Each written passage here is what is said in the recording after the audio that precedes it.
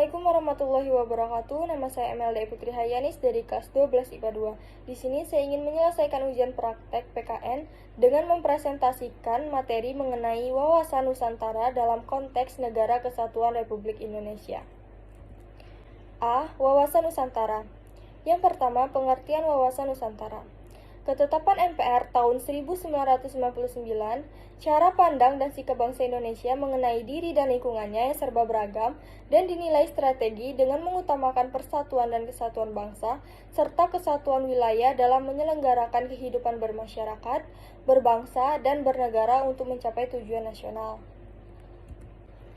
Wawasan Nusantara secara etimologis.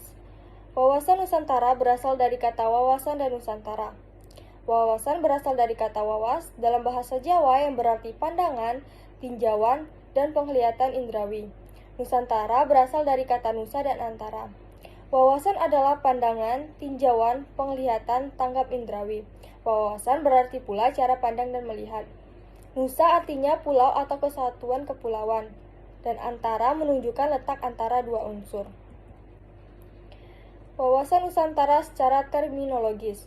Menurut Profesor Wan Usman, wawasan Nusantara adalah cara pandang Indonesia mengenai diri dan tanah airnya sebagai negara kepulauan dengan semua aspek kehidupan yang beragam.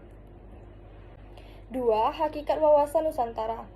Hakikat wawasan Nusantara adalah keutuhan Nusantara dalam pengertian cara pandang yang selalu utuh menyeluruh dalam lingkup Nusantara demi kepentingan nasional. Dalam GBHN disebutkan bahwa hakikat Nusantara diwujudkan dengan menyatakan Kepulauan Nusantara sebagai satu kesatuan politik, ekonomi, sosial budaya, dan pertahanan keamanan. 3. Asas wawasan Nusantara.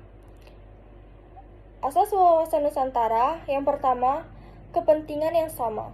Yang kedua, keadilan. Yang ketiga, kejujuran. Yang keempat, solidaritas. Yang kelima, kerjasama. Dan yang keenam, kesetiaan. B. Kedudukan, fungsi, dan tujuan wawasan Nusantara. Yang pertama, kedudukan. Wawasan Nusantara sebagai wawasan nasional bangsa Indonesia merupakan ajaran yang diyakini kebenarannya oleh seluruh rakyat Indonesia agar tidak terjadi penyesatan atau penyimpangan dalam upaya mewujudkan cita-cita dan tujuan nasional. 2. Fungsi. Wawasan Nusantara berfungsi sebagai pedoman, motivasi, dorongan, serta rambu-rambu dalam menentukan segala kebijaksanaan, keputusan, tindakan, dan perbuatan bagi penyelenggaraan negara di tingkat pusat dan daerah, maupun bagi seluruh rakyat Indonesia dalam kehidupan bermasyarakat, berbangsa, dan bernegara. 3. Tujuan. Wawasan Nusantara bertujuan mewujudkan nasionalisme yang tinggi di segala aspek kehidupan rakyat Indonesia yang lebih mengutamakan kepentingan nasional daripada kepentingan individu, kelompok golongan, suku bangsa, atau daerah. C. Aspek Trigatra dan Pancagatra dalam wawasan Nusantara. Yang pertama, aspek-aspek Trigatra. Ada letak dan bentuk geografis, dan keadaan dan kemampuan penduduk. 2. Aspek-aspek Pancagatra. Ada ideologi, politik, ekonomi, sosial budaya, dan pertahanan dan keamanan. D. Peran serta warga negara mendukung implementasi wawasan kebangsaan. Wawasan Nusantara menjadi pola yang mendasari cara berpikir, bersikap, dan bertindak dalam rangka menghadapi, menyikapi, atau menangani berbagai masalah menyangkut kehidupan bermasyarakat, berbangsa, dan bernegara. Nah, itulah tadi penjelasan secara singkat mengenai wawasan Nusantara dalam konteks Negara Kesatuan Republik Indonesia. Mohon maaf apabila ada kesalahan kata.